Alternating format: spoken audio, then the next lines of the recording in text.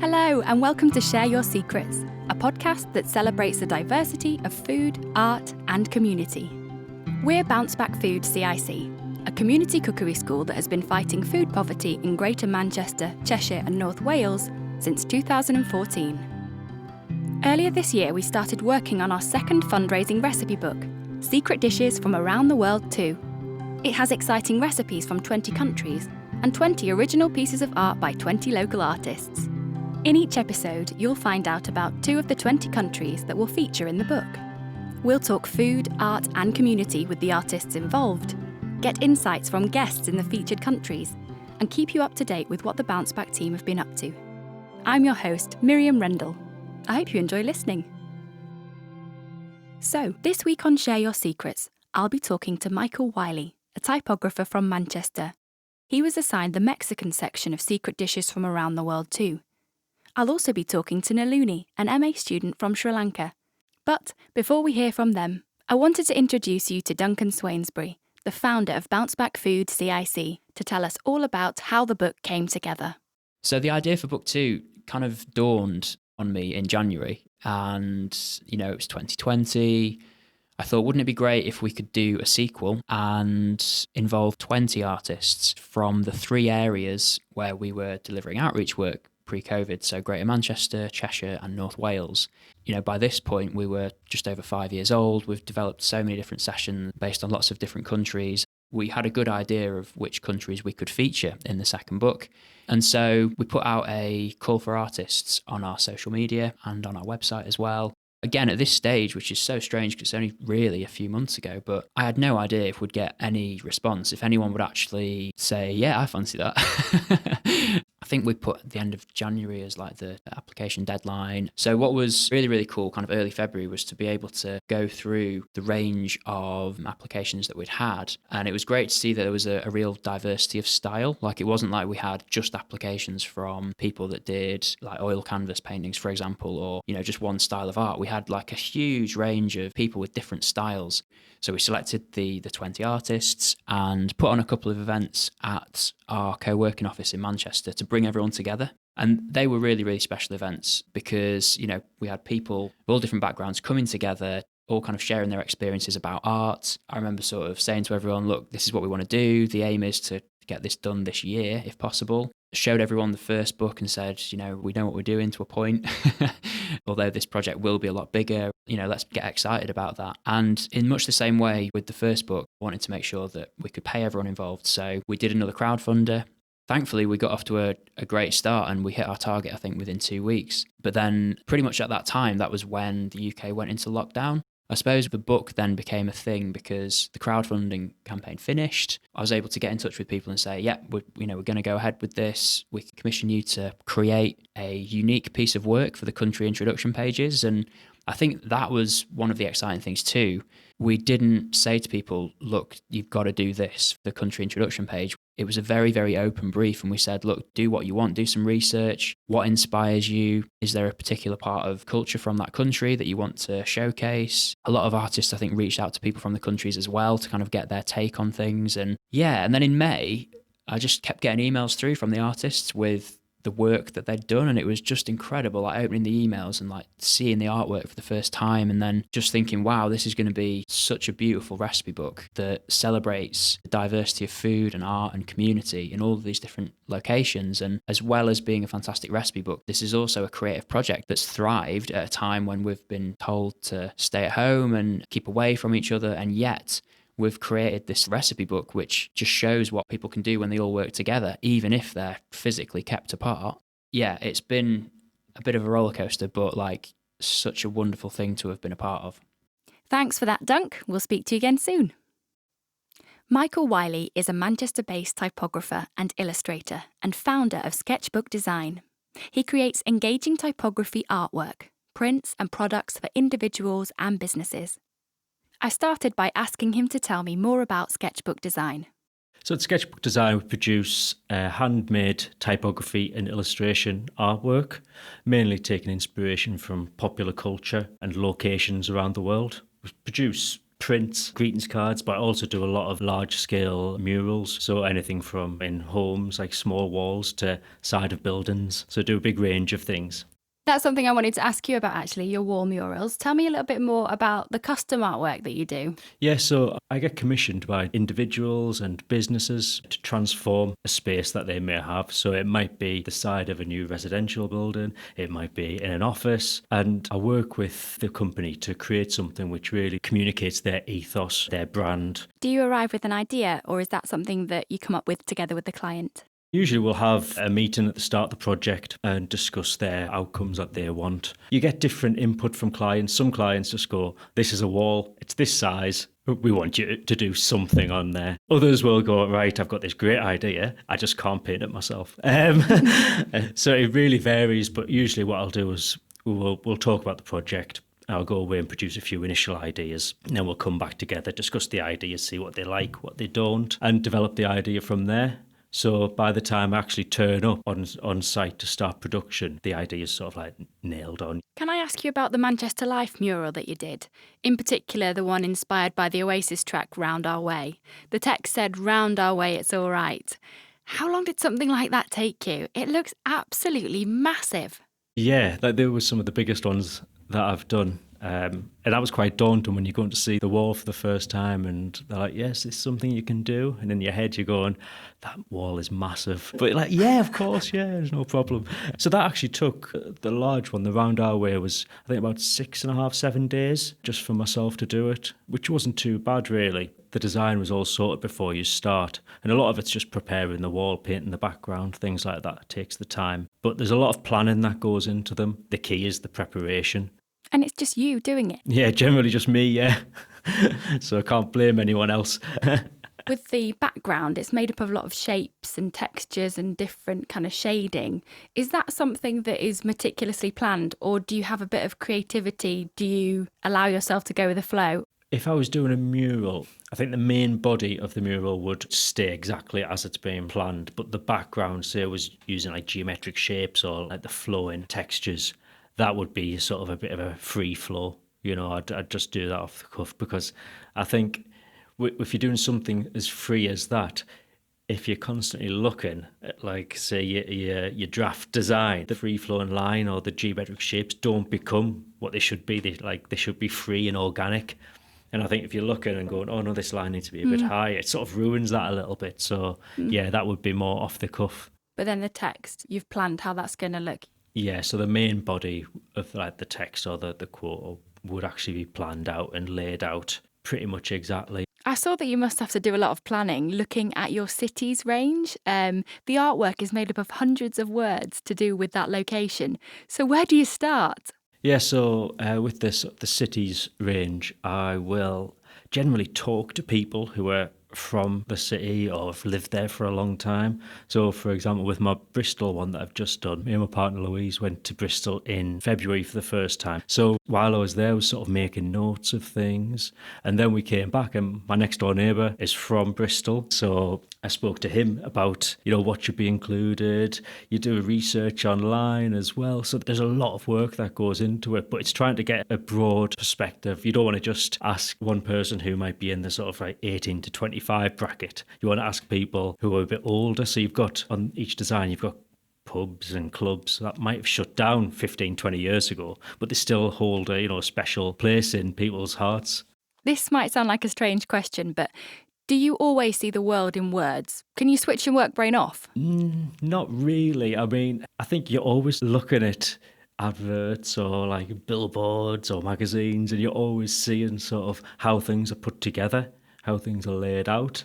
When I'm researching the cities and things like that, I already start thinking about where I can place little illustrations of buildings and what might work nicely next to that, or how the letters might form together. So you do sort of start to picture it before you even put any pen to paper. You've got such a fantastic range of work, and you can see from your Instagram and your website that the pieces that you do take pride of place in people's homes, on greetings cards, T-shirts. The scale of your work is huge. Yeah, I mean, it keeps growing, and it's amazing. I love running this business myself and being creative, and I love that there's no boundaries really. The possibilities are endless. And where did the idea come from? I remember once I'd left uni and, when you study fine art at uni, job prospects don't, jump out at you.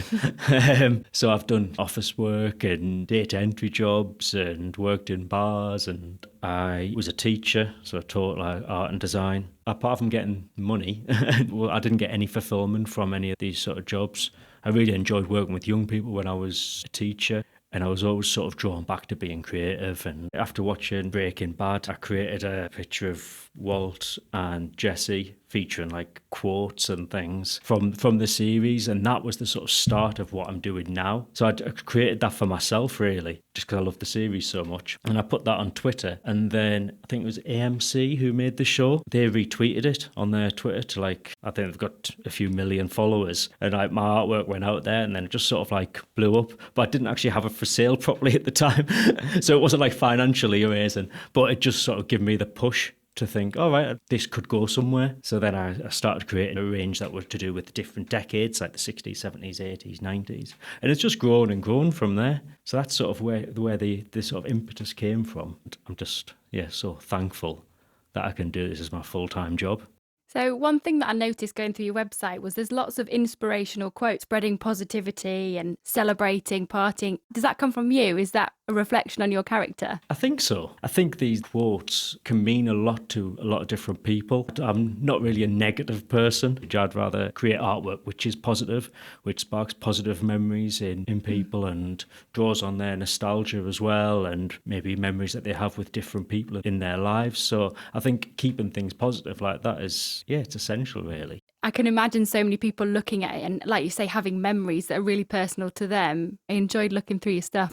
Thanks. Are you a football fan, Michael? I am, unfortunately, yes. Yeah, so I'm a Sunderland fan. So you've seen the football range that I do. Yeah, so I started the Sunderland one initially. And then from there, I just got loads of requests, mainly from my friends at first, to do illustrations based on their football teams. Yeah, it just keeps growing, and every time you upload one, you always get someone commenting on Twitter or Instagram going, I can't believe you haven't got this team. So yeah, a lot of football prints, a lot of football merchandise is the same. It's can be quite garish, and I wanted to create something which is a bit more creative, but still reflected like a passion that people have for their football teams, because it's such a tribal thing. You want to get a genuine reflection of the place or the team. So I always work with fans of each club to find out what they want on there, and that really gives the strength to these designs. What would you say your favourite piece of work that you've ever done is? The Round Our Way, the Manchester Life one, was probably one of my favourites because it was such a challenge. Once I'd done that mural or overcome all of the steps working on a active building site, and then the wall was probably 10 times bigger than I'd painted before, completing that piece of work, it might not necessarily be my favourite design that I've done, but the achievement in doing that was amazing, because from then on, I could paint anything, any size. There's no boundaries anymore, because I had the confidence and had the experience now to sort of do anything. So talk me through the steps. Do you start with pencil sketches? Where do you start? Yeah, so all of my artwork is created by hand originally. So, for example, I've left the studio today. I've been working on this new city design, which is Brighton and Hove. So with the design like that, I'd have my information written down, or the content that I want to include. And then I'll draw the design out roughly just in pencil, and you rework that, rubbing bits out, filling in little details here and there just to build it up until you get to the point where I'll then draw it in pen. And then if I'm creating, say, a mural and you want to show clients different colour schemes, I'd then photograph that original drawing and put it into Adobe Illustrator and then change the colours in that so I can give variation. But yeah, all of my work is hand-drawn. I think that's one thing that I've always been quite passionate about, is the hand-drawn element of it, because my style changes or can change with different series of work. But the one sort of consistent is the process of creating it. It's all either hand-produced, hand-drawn, hand-painted.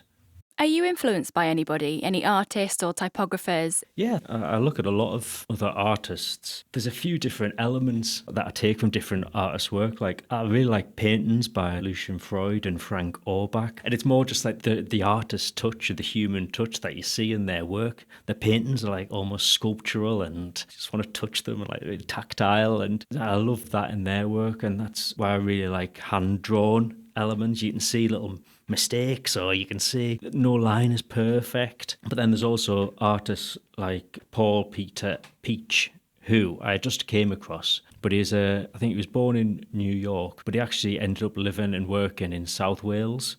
And he was a typographer, graphic designer, and he created loads of block typography and political messages. And his work is like so cool, like a lot of intertwine and lettering, but really sort of cutout style. Like people like Keith Haring, like who's like the graffiti artist who's based in New York. I just love the movement and energy in his work.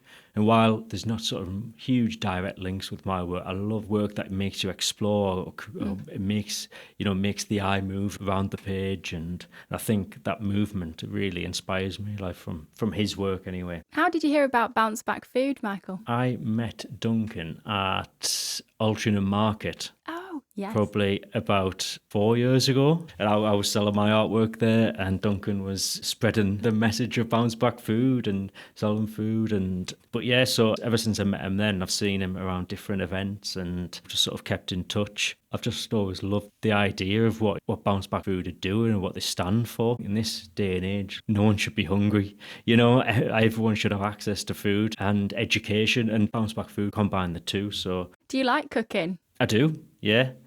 I think I've always quite liked cooking, but maybe more so during lockdown. A bit more time. But yeah, I like trying new things. Not always successful, but you know. Give it a go. Yeah, that's it. No, absolutely. What's your favourite cuisine, if you have to choose one? I love, like, we went to Japan last year, and the food in Japan is just amazing. And it's not just sushi, there's so much. I mean, I did actually try chicken sashimi as well. Did you? Yes. We actually went on a food tour in Osaka, and we went into the last place, and the guy who took us on the tour was like, right, I'm going to order this food. You don't have to have it if you don't want to. He's like, but I eat it at least once a week and I'm still alive. And they ordered it and he brought it over, and I was like, right, okay, that's raw chicken. But yeah, I tried it. It was good. It was good. I mean, I haven't made it since. But you're here to tell the tale. Well, that's it. Brilliant. So as part of the podcast, we're going to reveal the country that you were assigned. Would you like to tell us? Yes, I was lucky enough to get Mexico.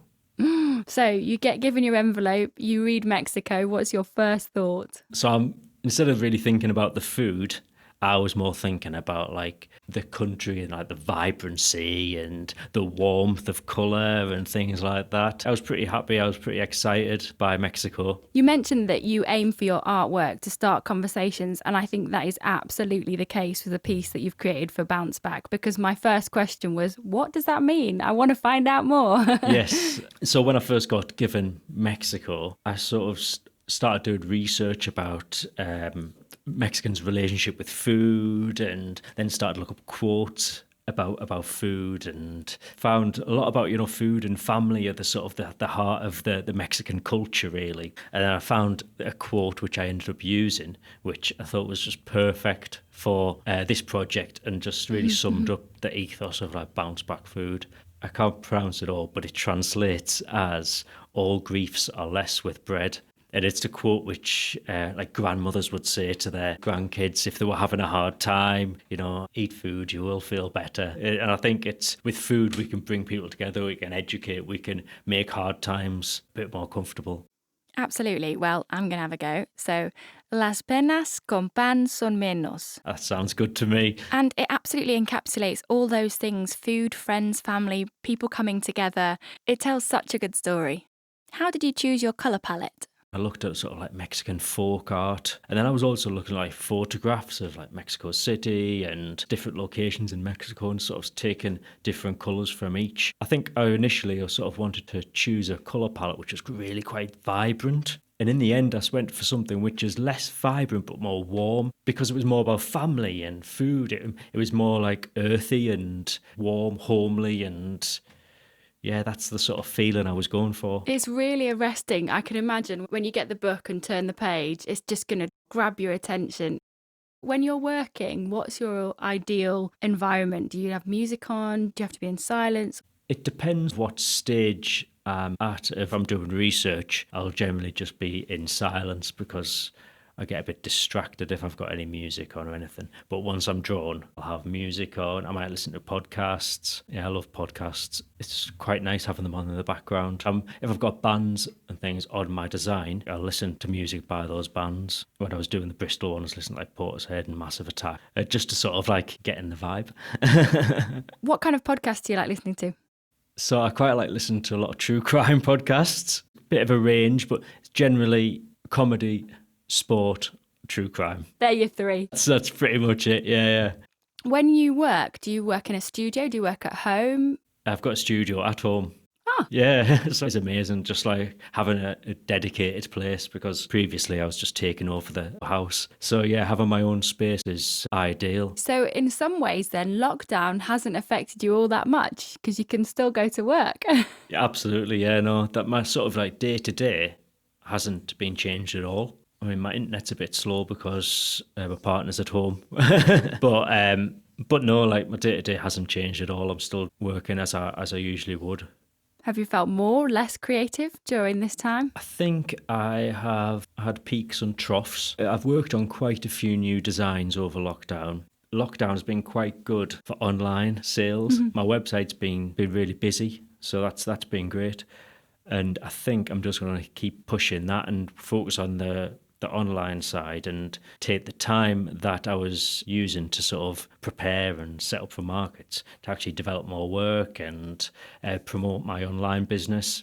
Lockdown sort of focused me more on developing my own website. Nice that it sharpened your focus. Yeah, definitely. What do you think you will remember from lockdown? Initially, the panic that was sort of stirred up by the media. At first, I was sort of like, this is crazy, you know, this is not going to really affect us too much. I get sort of swept up by the media hype, and all of a sudden, you know, you've got like 50 toilet rolls in your bathroom and 20 tins of beans. But I think maybe what will stick with it is that the speed that people accepted that lockdown as like normality. People just sort of like settled down and went, right, okay, this is happening. And just got on with things. I think that'll probably stick with me. I think the ease, how we accept our circumstances and adapt and move forward. And it has affected everyone, hasn't it? Everyone. In different ways. Yeah, absolutely. Mm-hmm. Absolutely, yeah. What's next for you?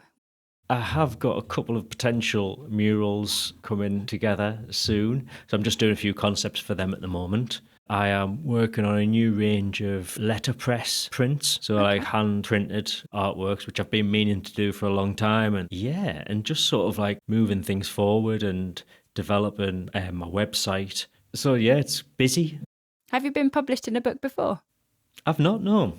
No, so I'm really sort of looking forward to seeing my work in a physical book, you know. So yeah, no, it's exciting. And who do you think will buy the book? I think it'll interest people who are interested in cookery, who are also interested in social issues, people who are interested in, you know, educating themselves about different types of food, which they might not have tried before. But this one has got a bit of everything. So like, I'm really looking forward to trying dishes from around the world. If we wanted to have a look at the work you've been talking about today, where can we find you, Michael? Yeah, so you can find me on my website, which is www.sketchbookdesign.co.uk. on Instagram, and my tag is @sketchbookdesign_UK, and on Facebook, Sketchbook Design UK. Fantastic. Thank you so much for taking the time to chat to me today. Oh, thank you. Earlier this year at Bounceback Food, we ran our annual social enterprise internship. The programme ran remotely, which enabled 20 young people from across the UK to join our team. Everyone was assigned one of the 20 countries that features in the book. Here's Polly with some fun facts about Mexico. Did you know Mexican artists can pay their taxes with their own artwork? Mexicans love their street food. Over 50% of the population eats it at least weekly. They call it antojitos, which literally translates to little cravings. Now let's hear from Tina to tell us a bit more about Sri Lanka. Did you know the world's first female prime minister was Sri Lankan?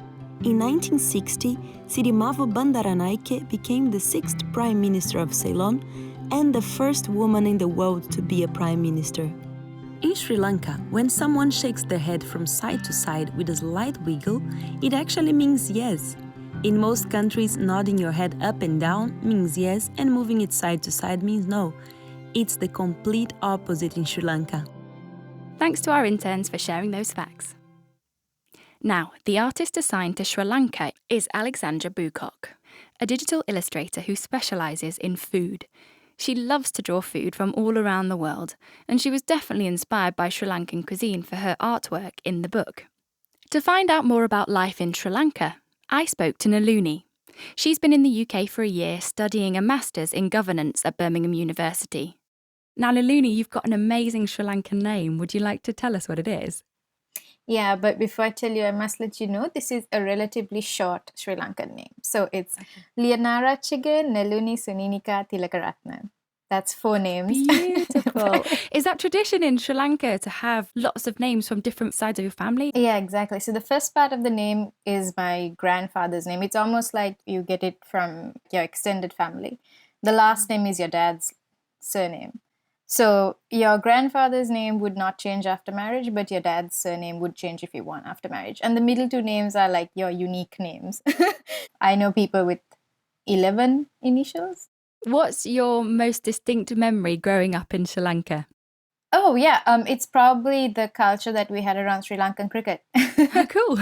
Yeah, and when I was young, the Sri Lankan cricket team was very good. Now it's a bit of a sad story, but when I was young, we used to win everything. And we used to get into like all the World Cup finals, and it was such a joy because actually from the time I was born, I grew up during a war because we had a civil war for 30 years. And I didn't live in the war zone, though. I lived in the capital. But yeah, the culture around Sri Lanka cricket got everyone together. And that's something that, every Sri Lankan really treasures. Can you tell me a little bit about the food traditions in Sri Lanka? Yeah, so food is a very big part of Sri Lankan life because it comes down to our ethnic composition. So we have 4 of the major religions of the world, and with those religious groups are 4 ethnic groups. So we have the Buddhists and the Sinhalese ethnic group with the Buddhist religion. We have the Tamil ethnic group with the Hindu religion, the Muslim ethnic group with Islam, and a Burgher community who are descendants of, during the colonial era, Portuguese, Dutch, and British origin, and they are mostly the Catholic community. So each community has their own unique favorites, and the Sri Lanka is pretty diverse. Like everyone's mixed in most provinces, at least. So you have what everyone else is eating. So the food culture it's all year round. And Sri Lanka is actually a country that has more holidays than any other country. It's crazy the number of holidays we have because we are celebrating every single religion and it's a national holiday for everyone. So that's all we do. We holiday and eat. So if you were celebrating a holiday, what kind of things could I expect to see on the table? So I am a Sinhalese Christian, but my father is a Sinhalese Buddhist. So I would have the Christian holidays and the Buddhist holidays as well. Buddhist holidays are mostly traditional Sri Lankan food, where you would have the sweetmeats that are made from traditional Sri Lankan flour. And those recipes, they come down from generations. Those are the cultural ones. But as a Christian, it's mostly Western influence. So you would still have your pastas and roasts. A Christmas cake, the eggnog, it's all there. No way. Yeah. So in the recipe book, our artist Alexandra's artwork is of Eggappa. Could you explain to anyone who's not aware what that is? Oh, you've got to try it. It's like a crunchy crepe. It's like a dome shape. You have an egg in the middle and you eat it with either curries or like some kind of a chutney. And it's just crunchy and addictive and you can't stop with one. But it's really good. So Sri Lanka has different versions of that appa. Like you would sometimes put honey to it and you would get a honey one. Okay. And you would just snack on it. Yeah, it's pretty good. Oh, well, Alexandra's artwork it looks like a photograph and it looks delicious. So you've just made me want to eat one even more. Also, Kirihodi is another recipe that's in the book. Yeah, Kirihodi. So that is almost like a go-to one. It's like a coconut gravy. The thing is, in Sri Lanka, like we have staples, right? Like your staples go-to in life, your comfort Sri Lankan food is Kirihodi. And if you've heard of coconut sambal, like it's coconut and chili and chicken curry. And there's another thing, there's an onion sambal, it's called lunamiris, and sini sambal, which is onions with sugar. So all these things you eat with your appa and the gravy, and it's just comfort food.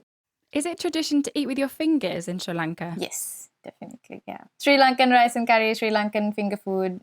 Appa, the thing is, appa you can't have with a fork and a knife. Like you legit can't. You can't prick into it. So it's almost like it's designed for you to have it with your fingers anyway. Yeah.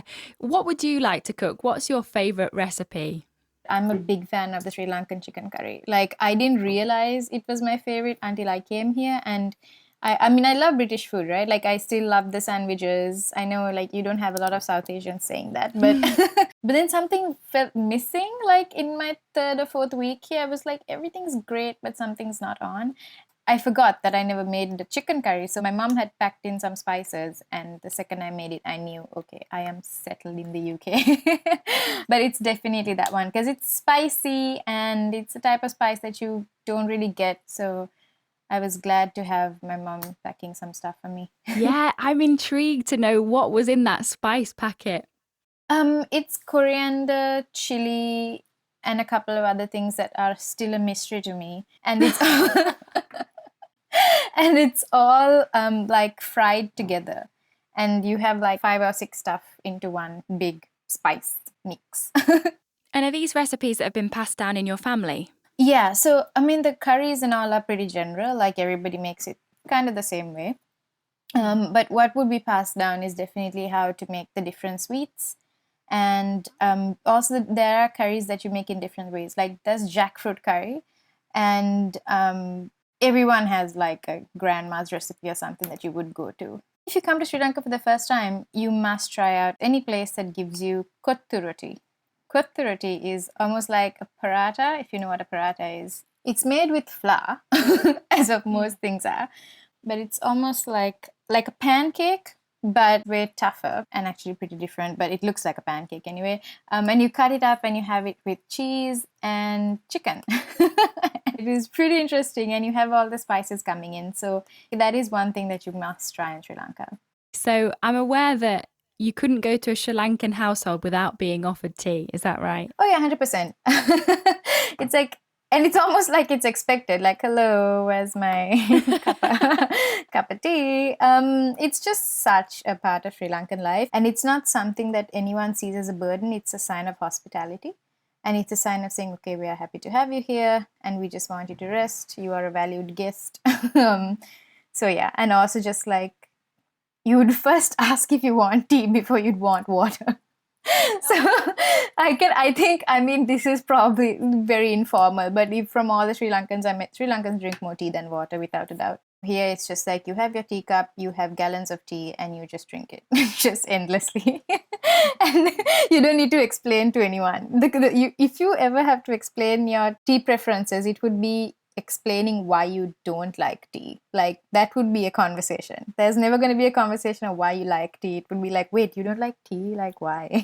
I wanted to ask you a little bit about traditional music and dance. Within each ethnic group, there are so many different types of dances and the costumes and the styles of dancing. So if you go to the south, you would get a totally different set of dances than if you go to the central province. So normally, say if it's a wedding, or if we have like a grand occasion, we would always start with maybe the central Kandyan dancers coming in, and with their drums, and they dance, and the ceremony is to bring in everyone walking behind the dancers into the hall. So that is the Sinhalese tradition. Similarly, even in Tamil tradition, you would still have the Bharatanatyam dancers coming in and bringing people in. So dance is very much a part of celebration, and anything that's grand, anything that's worthy of making a big scene, you would bring in your dancers for sure. Could you describe the costume that you talked of as well? Oh my gosh. lots of cloth. And the thing is, all these costumes have a musical element to it. So you would have bells or chimes. So when they walk, when they move, it's a very characteristic sound. Like, you know that's a dancer coming close by. So that's very cool. And it's like either knit into the cloth, or you wear it around your ankles and your knees. So even when they jump, you just hear the chiming over and over again. Do you have any memorable traditions that coincide with any of these festivals? Definitely, each ethnic group has their own set of traditions. Because I'm Sinhalese, I can speak more about the Sinhalese and Tamil New Year, where, you check an auspicious time, you wake up in the morning, you boil over a pot of milk at a certain time, and you eat together as a family at a certain time. You go visit other people, and these festivals are a good reminder and almost like a good practice where we still hold on to the traditional ways of doing things, and just that traditional sense of community where we eat traditional food on that day and have that exchange. I think if there's one celebration that I can point out that's enjoyed by everyone, it's this celebration called Vesak. Vesak is a Buddhist holiday, and it falls around May. And on Vesak, every single Buddhist family, actually it's a Sri Lankan thing, you would just be out on the streets the whole evening and hand out free food to everyone. It's amazing. So the big companies would have free food, like maybe rice and some dish that anyone can just go and sit and eat and leave. Or maybe it could be biscuits or ice cream or just snacks. It's fantastic. And the beauty of it is, from the richest person to the poorest person, everyone hands out something. So it's 2 days where you just walk around and eat free food. And it's also a celebration of lights and music, and it's one of Sri Lanka's favorite holidays. Now, it sounds like the Sri Lankan culture brings people together, celebrates family and friends. For sure, yeah. It's unfortunate that we had a war, actually, because that was completely based on government, and the Sri Lankan people themselves. When we talk to our parents and our grandparents, they said before the war, people were so close. Communities were so knit together, and they did all these things together. So say for Ramazan, it's a normal saying, where's my watalapang? That's a sweet that we get for Ramazan, or where's my biryani? You would go and ask your friends. And Christmas, you'd come and say, hey, where's my cake? Christmas cake. That's a thing. But then, of course, because of the war, those divisions were brought between people. But if not, Sri Lankan community is knit together around those religious and cultural festivals, for sure. So tell me some of the best bits about Sri Lanka. So the best thing about Sri Lanka is that within a span of 4 to 6 hours, you could have the beach, you could have the mountains, you could have the valleys. There's whale watching, to surfing, to hiking, you can have it all. It's summer all year round. So if you want to go to the beach, you have the beach right around the country. All beaches are absolutely gorgeous. And then when you go kind of in the middle, you would get the flatlands, hiking, and just gorgeous scenery. And when you go right to the center, you get the mountains. That's very much a part of Sri Lankan life as well, where we really chill with all these things that we have going on around us. So I'd love to invite anyone, if you want to come over and check out Sri Lanka. It's definitely a place you'd want to see. So you're studying your MA in governance. How do you intend to use that in the future? What I'm looking at actually is how we can take a government structure and make it more friendly for all communities, all ethnic groups. Because one problem that a lot of ethnic groups, the minority communities, say is that the government doesn't give them the equal sense of dignity and, of course, opportunities and that the majority community gets. So even though I'm from the majority community, for me, I'd like to see a Sri Lankan government where all citizens are treated equally regardless of their racial or religious backgrounds. So that is something that I've been studying as well. So it's special for me to be on this podcast, because when we talk about communities, it's something that's very close to my heart. It's something I've been working on as well in Sri Lanka with a bunch of organizations. So I think we're very lucky to have you on our podcast to speak so passionately about that. Yeah, it's been wonderful. Thank you so much for giving me the chance to share. Thanks to Neluni for that fascinating interview about life in Sri Lanka. Remember, you can pre-order a first edition copy of Secret Dishes from Around the World too from the shop on Bounceback Food's website. Go to www.bouncebackfood.co.uk/shop to place your order. To find out more about the people featured on today's podcast, head to the blog on Bounceback Food's website, where you'll find the episode notes. Well, that's all for now. Thanks for listening to Share Your Secrets, a podcast by Bounceback Food CIC. I'm your host, Miriam Rendell, and I'll see you next week. This episode was sponsored by Love Ing Yoga, a yoga practice in Cheshire that offers group classes and individual tuition both online and in person. They also organise wellness events and retreats. For more information, check out Sophie's Instagram @LoveIngYoga, that's LoveNG Yoga, or you can visit loveingyogapalates.com.